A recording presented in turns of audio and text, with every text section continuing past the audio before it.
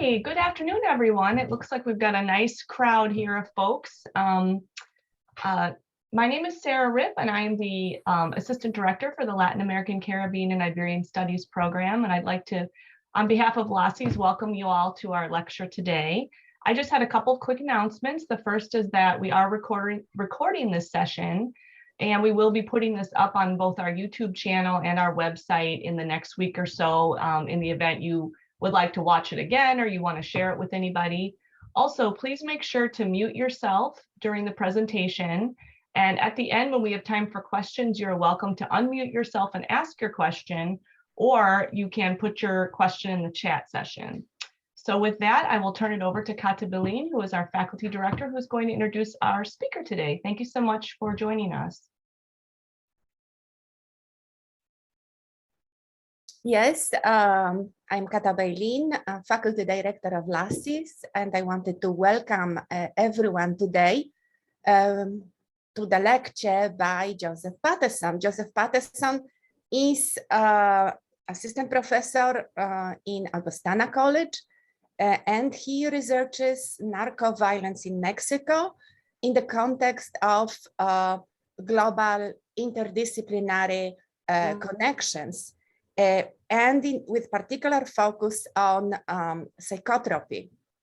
And he just published a book that came out very recently in Palgrave Macmillan, titled Drugs, Violence, and Latin America, Global Psychotropy and Culture.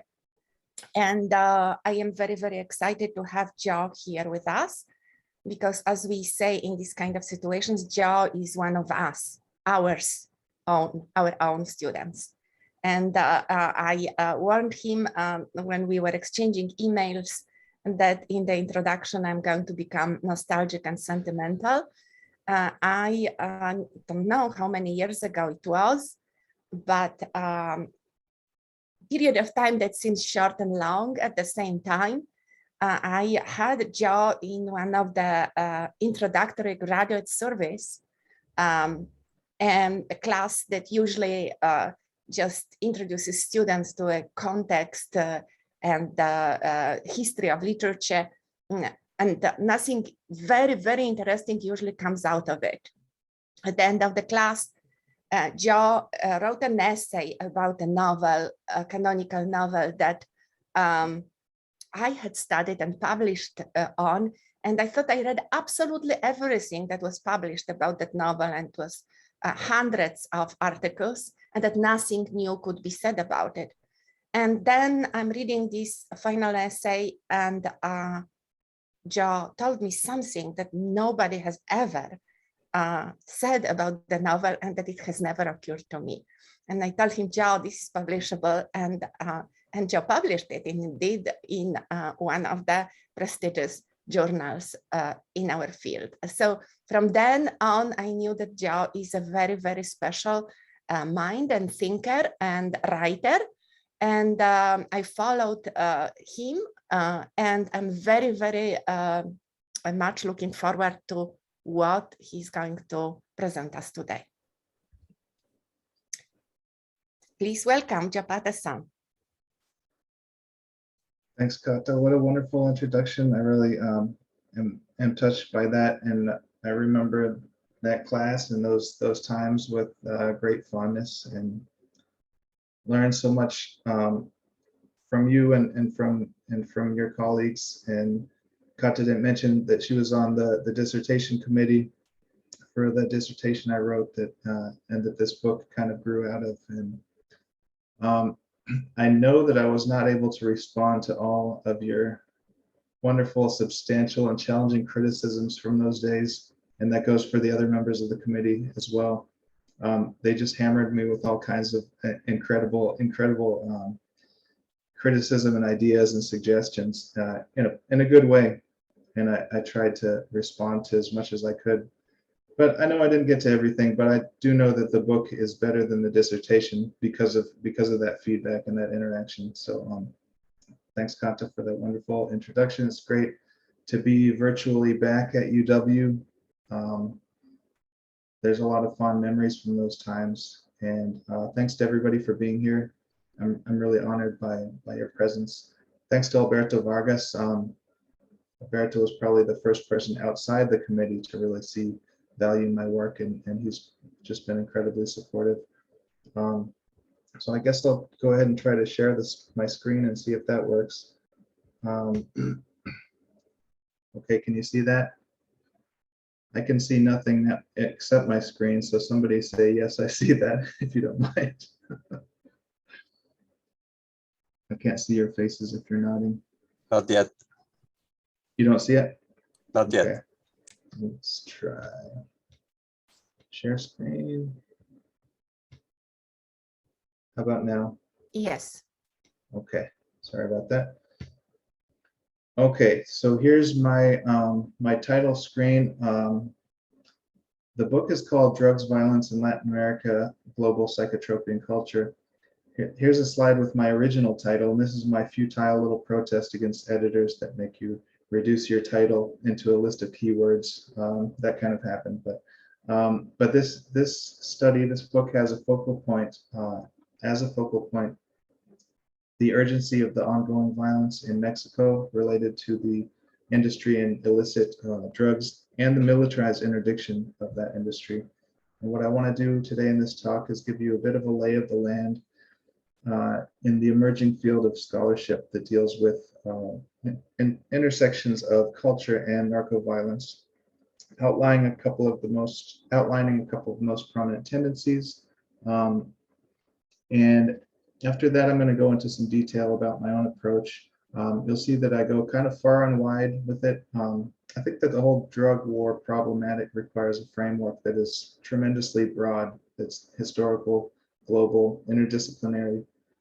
And I believe it requires an interrogation of the phenomenon of intoxication itself and the concept of intoxication.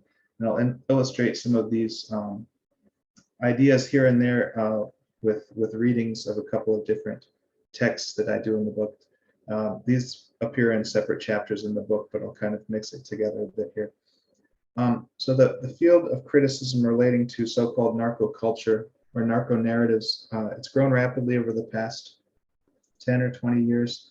And there's for a long time been a chorus of voices that take aim at the exploitative nature of these cultural products, usually kind of just condemning them broadly or sort of dismissing them.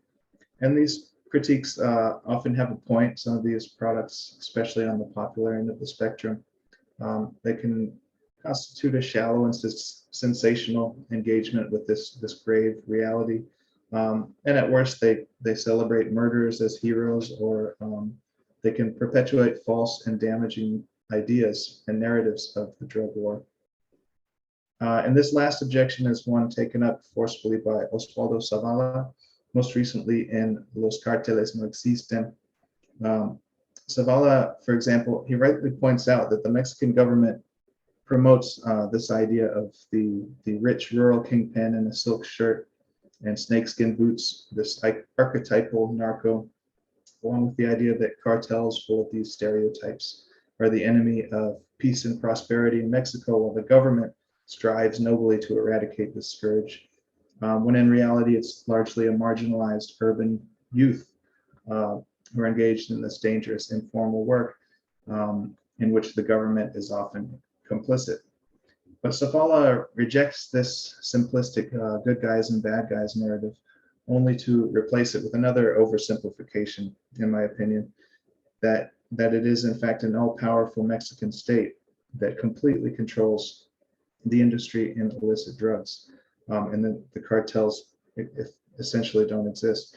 From there, he constructs a rigid criterion for any representation of this industry. It must not portray a conflict between the state and the powerful criminal organizations that he maintains are fictional. And this leads him to a blanket rejection of the vast majority of aesthetic work that deals with these themes, including really provocative and challenging work like the conceptual art of Teresa Margolles and the vast majority of narco narratives and novels. Another notable intervention at this intersection of aesthetics and narco violence has been that of Hermann Harlinghouse, whose narco epics has been influential in maintaining a separation of critical approaches that consider, on one hand, intoxication itself, and on the other hand, the study of what he terms narco narratives. And the latter, by his definition, are marked by the sobriety inherent to the vital kind of life worlds of the production and distribution of drugs, as opposed to their consumption, largely in the global north. And Harlinghouse is careful to emphasize that narco narratives have nothing to do with the Western tradition of drug literature and its kind of exploration of consciousness. So my work, in fact, among other things, represents an attempt to open up the study of narco narratives to theoretical and critical work that attempts to think culture through the effects of psychotropy in broad terms. And this angle opens up many areas of inquiry that would otherwise be sidestepped by Harlinghouse's sober approach or blocked by the aesthetic prohibitionism of Zavala. And in a sense, critiques like those of these two critics are responding to and reacting against the narcotic qualities of culture. Harlinghouse praises those works that avoid the intoxicating pathos of tragic identification with heroes and fear of villains. Zavala criticizes work that reaffirms received notions about narco traffic and violence. And there is a real sense in which some products of culture are narcotic in the sense that they lull us with pleasing and predictable effects, or put to sleep or narcotize our critical faculties. But instead of just dismissing these works wholesale, my thinking is, why not interrogate further a dynamic that seemingly links culture dealing with narco traffic to the very substances that are trafficked.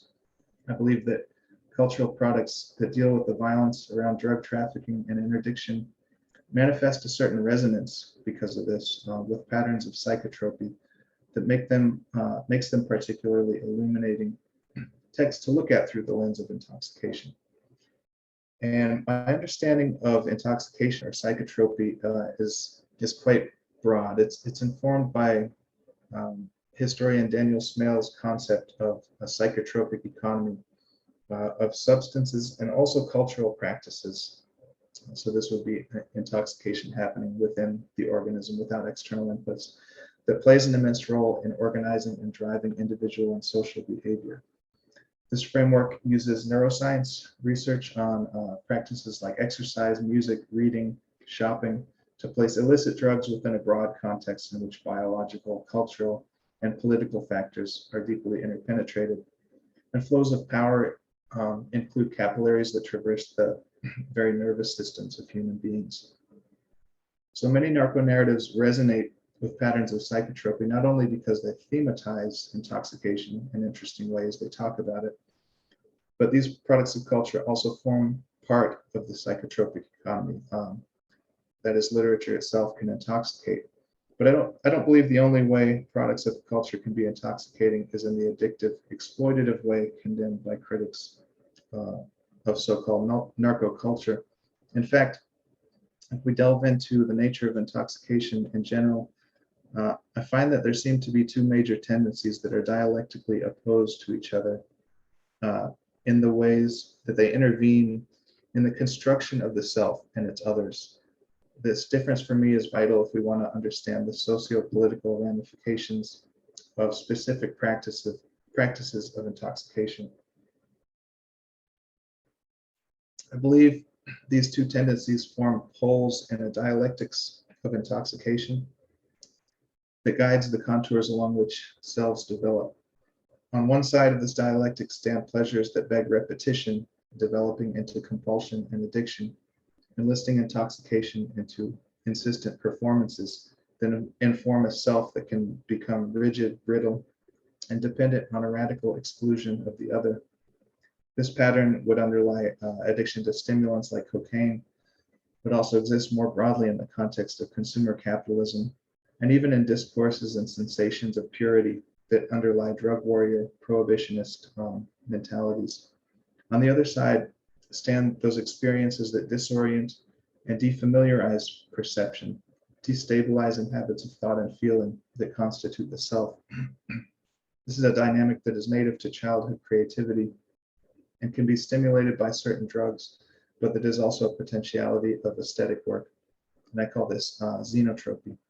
So let's go deeper into these two kinds of intoxication, starting with the extreme patterns of habitual intoxication that I group under the shorthand narcosism. I'm going to eat a cough drop. My apologies. I've got just a mild case of COVID. Hopefully it won't be too gross. So this is Cocaína Manual de Usuario by Julian Herbert. And in El Sindicato de la Serpiente, one of the drug-themed vignettes that makes up Cocaína Manual de Usuario, the narrator imagines a syndicate of different kinds of cocaine users and creates a compelling metaphor to talk about their relationship with the world. El alba es un espléndido billar, nosotros esa bola tan blanca y solitaria, y los colores y los números del mundo van a caer tarde o temprano. The cue ball, hard, impenetrable, aggressive, solitary, defined by the whiteness it shares with cocaine, is the perfect image for narcosism, a word that Avital Ronell coined to suggest that, quote, narcissism has been recircuited through a relation to drugs, that our relation to ourselves has now been structured, mediated by some form of addiction and urge. We need to study the way the self is pumped up or depleted by chemical prosthesis, end quote. Taking Ronell's suggestive remarks as a starting point, I adapt her term specifically to patterns of psychotropy that support the ego inflation of a pathological narcissism in a dynamic that, while it has historical antecedents, it's really intimately linked to the psychosocial dynamics of contemporary consumer capitalism. Daniel Smale, the psychotropic economy guy, suggests that consumer capitalism, by creating a social environment that stimulates the toxic stress of perpetual dissatisfaction and desire, while also offering a periodic relief of consumption, strings humans along within what he calls an order of power that operates not through command and control, still less through surveillance, and instead directly through the nervous system, end quote. And the premium placed on wealth and status in consumer capitalism tends to create this fragile sense of self that has to be inflated from time to time through mechanisms including what's called retail therapy, as described in psychological studies like those of Tim Kasser and colleagues about the psychological effects of different economic systems. These behaviors can be considered psychotropic based on neuroscience studies like the one in which mere images of sports cars engage the dopaminergic system, the reward circuitry of the brain in male subjects. At the same time, the ethical, economic, or emotional demands of the other can be an obstacle to the individual success the capitalism demands of us. And narcosist practices help to hold these demands at bay so that, for example, the workers who produce consumer goods are not felt to have an ethical claim on the consumer.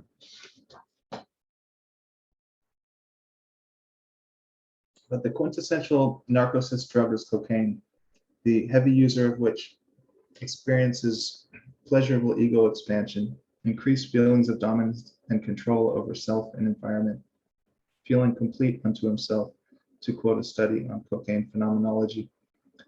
But cocaine pumps up and insulates the self so effectively and completely that it threatens to hijack consumerist energies into its own insular cycle, becoming what David Lenson calls a dangerous simulacrum of licit consumption. And so this subversion gives the impetus for the drug's prohibition and makes cocaine addiction the most visible and controversial manifestation of narcosism. But I would argue that the latter, narcosism, must be recognized as the fundamental problem. An illustration of this comes from Elmer Mendoza's detective novels, where there's these gringo characters that appear once in a while, and they kind of forcefully make their presence felt and show no evidence of cocaine use, while displaying a range of variations on narcosism. And for me, they figure the confluence of demand and prohibition from the US that shapes the psychotropic lives of Mexicans by enabling the economy of fear and greed of narco trafficking and interdiction. By delinking cocaine use and the obsessive behavior and solipsistic attitudes associated with it, these novels allow for a shift of vantage point, allowing cocaine to appear as the symptom of a cultural tendency towards self-exaltation rather than the root cause of social problems, a tendency radiating out from the US, but increasingly taking root elsewhere as a cultural adjunct of globalizing economic systems.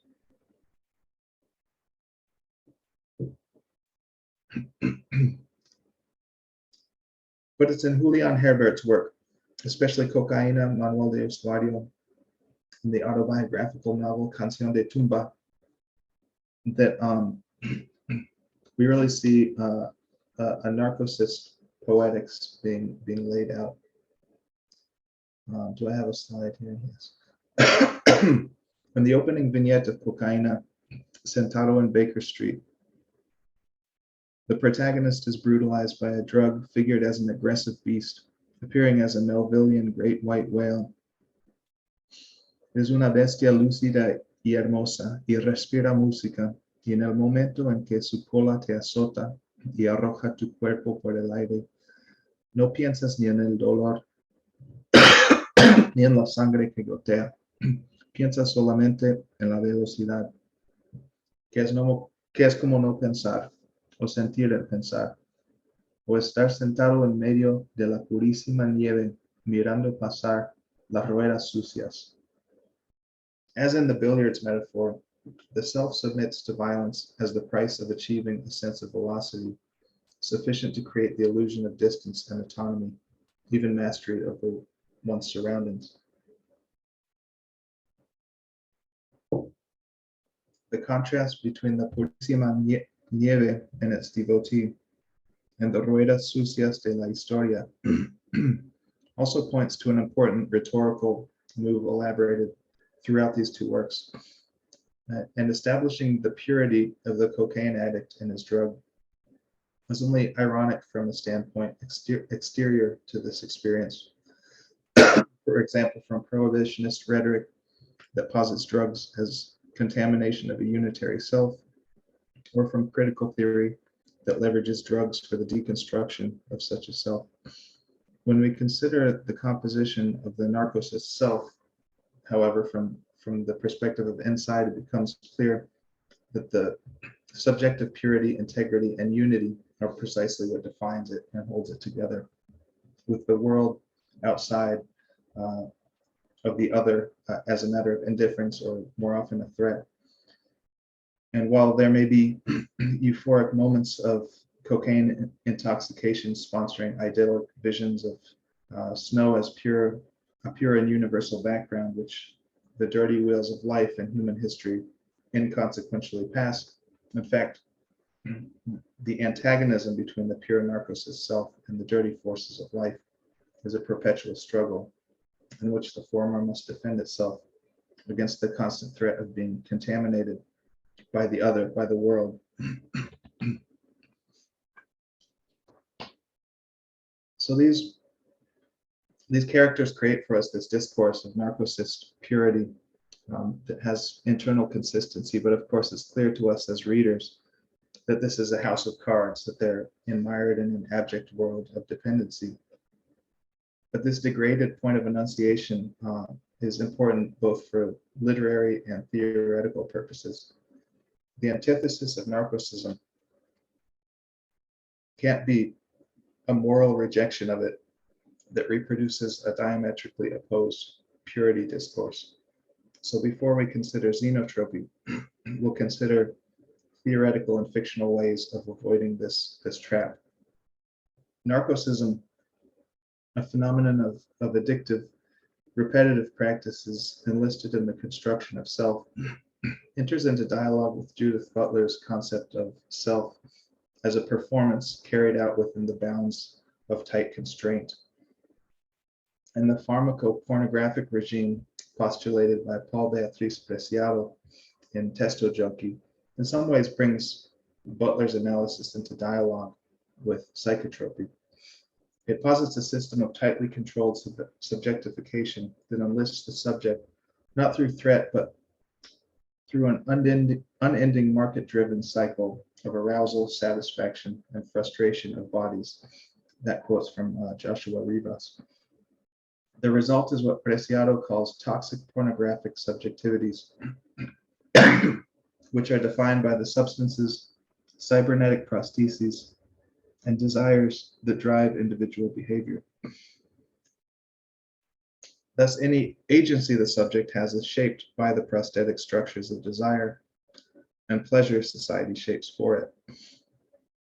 But like Butler, Preciado does allow for the existence of spaces of resistance within this system when the subject re-engineers pharmacopornographic technologies of this subjectification for use in not as directed experimental construction of the self. And Preciado narrates this very process in Testo Junkie as he uses androgens illegally, building his desired self while sidestepping the regulation from psychiatric and legal institutions. So Preciado models the subjectivity that, since it still defines itself through the consumption of the regime's products, it doesn't make any claim to purity or a positionality outside of the system that it critiques. So it evades the dangers of the moralizing force that Eve Sedgwick called the addiction attribution. An impure and already intoxicated subject is well placed to contemplate the performance of self as a dialectical battleground of ontologically cross-contaminated odd couples like will and determination, self and other, intoxication and sobriety. And to return to Herbert, his narrators, by laying bare the role of the abject worlds of illicit sex and drugs in their own subjectification, especially Julian, the narrator of Canción de Tumba, positions himself as pertaining to and implicated by these environments. It's too late in human history to pay attention to critiques of intoxication that position themselves from a constructed purity outside the ravages of addiction and the pull of psychotropy. Julian instead fixes his point of enunciation in the infirm and addicted body, allowing for the creation of what Donna Haraway calls situated knowledge, a knowing that supports its claims through the imbrication and vulnerability of its contingent corporeal basis. An intoxicated, compromised positionality enables a thoroughgoing psychotropic critique of self and society. This kind of situatedness, like the strange authority of a junkie, leverages an impure honesty in the face of an ultimately hypocritical purity. And Julian's compromised point of enunciation qualifies its own truthfulness in a similar way. After spending an exuberant yarn about a gonzo trip to Cuba, he makes an abrupt retraction of an unknown quantity of the previously narrated material, only to retract or partially retract the retractions, repeating the words mentira and miento 5 times in a brief passage. There exists a paradoxical force by which the self-confessed liar, in a context of universal hypocrisy, becomes more trustworthy than the person who assiduously claims honesty and meticulously justifies their words and actions. Channeling Lucian of Samosata, Julian presents the writer of fiction as a shameless liar. Fiction and drugs create distortions of reality that are recognized as such, and thus may be more honest than those distortions, masquerading as faithful representations of social reality or historical facts such as autobiography, literary realism, or the sober reports of government, industry, and academia. Herbert's deauthorized, intoxicated, and infirm narrators are perfectly placed to witness modulations of time and perception that denature and defamiliarize. the emotional and cognitive structures that undergird the self and sociality under global capitalism. And here we're getting to xenotropy. I believe there exists another category of intoxication, toxikon, in the etymological sense of being a poisoned arrow that pierces, penetrates, and disrupts the closed system of self, introducing foreign objects that defamiliarize and denaturalize rigid patterns of thought, emotion, and behavior. This is the realm of the so-called psychedelic drugs, of indigenous ritual, of countercultural excess, and of therapeutic promise. But it's also one of the functions of artistic work. And I think Walter Benjamin seems to have had something similar in mind when he spoke of profane illumination, entering through art the non-rational space of the collective dream world, projected onto European society by the bourgeoisie, picking through the debris of this artificial construct and bringing it back into the light of critical analysis. Through this process, the atomized autonomous bourgeois subject would be contaminated by otherness and destabilized. More recently, work with neuroimaging of subjects under the effects of psilocybin and LSD suggests analogous patterns.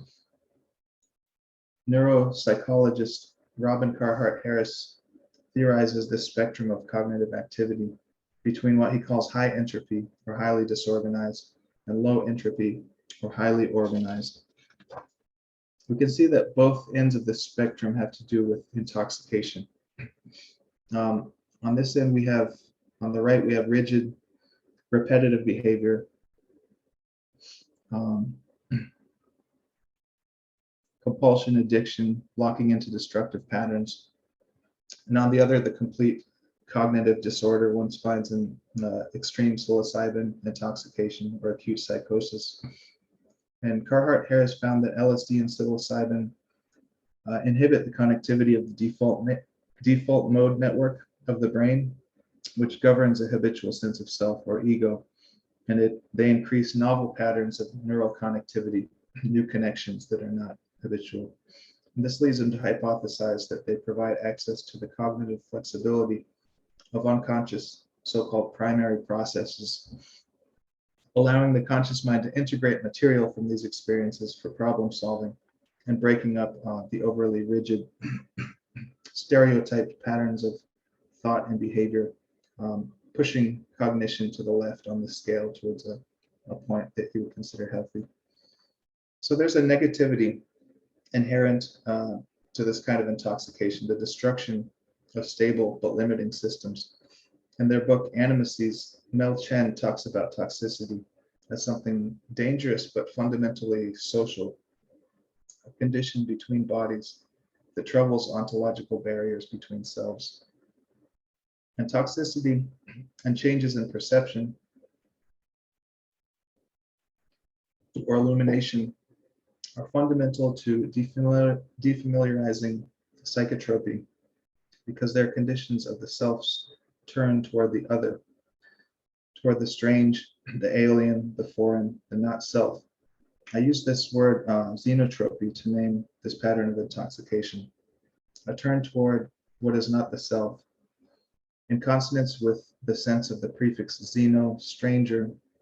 As stranger, xenotropy would appear to be externally oriented movement, but according to the radical traditions of hospitality in ancient Greece, the semantic field of xenos also included guest. So as Western cultures have gradually forgotten to treat a stranger as a guest, so the Western subject has learned to deny its interpenetration with its world and environment and construct itself as exclusive and autonomous, shutting out the other, but also sealing it in as a guest we've forgotten is there and who becomes an internal stranger. Ancient Greek tropos gives us the suffix tropy, a turn towards something, but also trope, a turn of phrase, a cultural creation that in its origin constitutes a novel way of expressing something, defamiliarizing its object, but through repetition becomes tired, cliche, complicit, and habituation in the naturalization of its object, which then awaits a new turning of the dialectic. I believe that these patterns of psychotropy intervene in what Catherine Malibu in her book, What Should We Do with Her Brain, calls the dialectical nature of identity. This, quote, implies the search for an equilibrium between the preservation of constancy and the exposure of this constancy to accidents, to the outside, to otherness in general, end quote.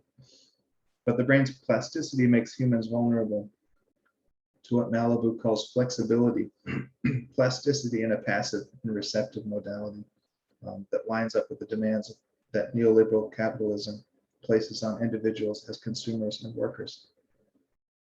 This kind of plasticity causes the dialectical processes of self to stagnate and is the neural fact that opens selves and communities to control through psychotropy. Plasticity as it exists outside of the influence of the regime of flexibility, on the other hand, has an important explosive destructive aspect, the destabilizing force of xenotropy, but ultimately makes possible the essential creativity inherent in the ongoing formation of the self. Further, it seems that the brain's aesthetic responses largely follow patterns that are congruent with Malibu's take on plasticity and identity formation. Paul Armstrong argues that, quote, literature plays with the brain through experiences of harmony and dissonance that set in motion and help to negotiate oppositions that are fundamental to the neurobiology of mental functioning, end quote. So the brain needs a measure both of stability and the capability to adapt to novel situations. And this explains the appeal of the familiar in art as well as that of the new, the shocking, and the strange. This forms part of the basis of what I call textual intoxication in the book, in reference to, first, to countercultural outsiders in Latin America, who I consider in one of the chapters, precisely because the contemporary drug problem involves relationships between consumers on one hand, producers and distributors on the other, often divided along global north-south lines.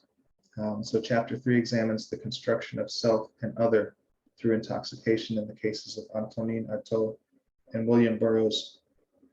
And these figures, proto-narcosistic and xenotropic tendencies kind of coexist in this uneasy tension.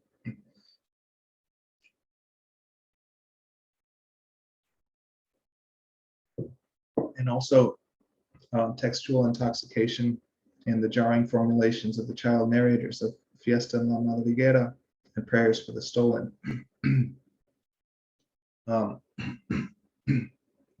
Oops, that's not supposed to be in there.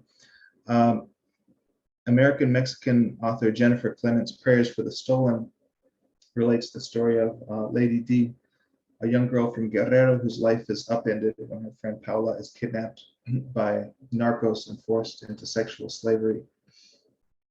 Lady D, who's later wrongly imprisoned for murder, uses her unusual and intuitive perception to casually call into question common habits of thought and emotion surrounding drug violence.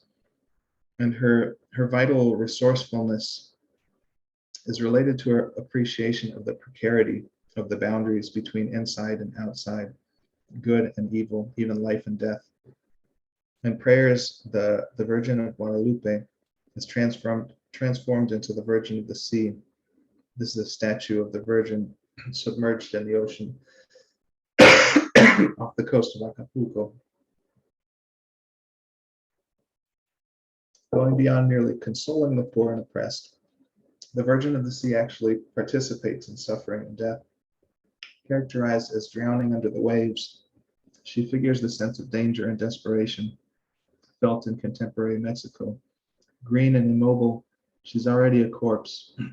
Characters like Aurora, another girl who had been enslaved by the narcos, and who Lady D meets in jail, are characterized as drowned people still walking the earth, their lives having been capsized by violence and powerlessness. But the resulting deathly selves never lose the capacity for agency. In jail, Lady D marvels that women who had been victims and perpetrators of extreme violence were capable of small acts of kindness that could turn me inside out. My skin was on the inside and all my veins and bones were on the outside, astutely pointing to the connection between shared vulnerability and a necessity for solidarity. When Lady D learns that Aurora knew Paula when they were held by the narcos, Aurora tells Lady D's story as she learned it from Paula. Lady D notes that, quote, my life had suddenly turned into a wishbone. Aurora had brought the pieces together. She was the joint. I looked at Aurora and thought I was looking into a mirror, end quote. So here, Lady D's cognitive creativity and affective fluidity lead her to intuit a self that is unfinished and open, supplemented through an external constructive gaze that can only be supplied by the other in a process of co-creation.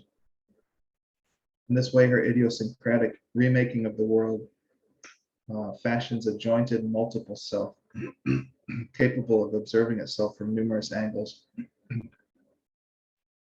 These kind of selves, disindividuated and injected with the radical otherness of death, destabilize the closed unitary subject that supports the self as consumer of the global economy, as well as the pure and impermeable collective self of drug war ideology, rejecting narcosism in favor of utopian glimpses of a community forged in pain and shared vulnerability.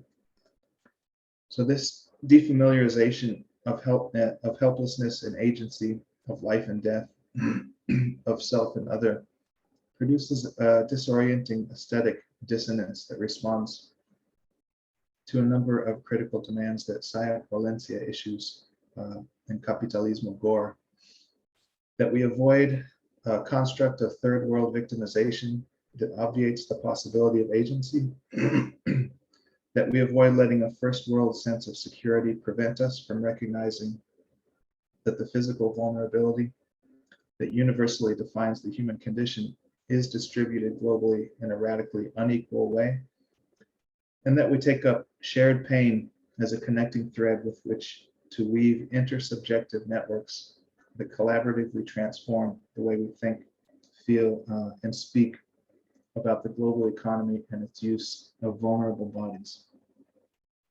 And so I used Prayers for the Stolen to kind of illustrate a reading that shows how xenotropy can work in literature, and then connected it there with Psychotropy and some of her ethical calls that she proposes. And I think I'll just stop there to leave some time for discussion. But thanks everybody so much again for being here and listening. I look forward to your questions.